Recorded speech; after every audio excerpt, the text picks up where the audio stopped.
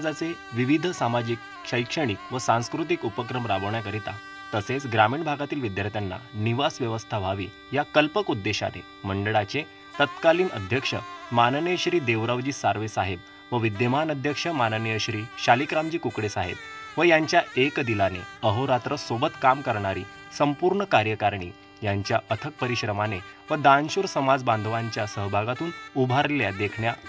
जगद्गुरू संत तुकाराम महाराज समाज मंदिराचे लोकार्पण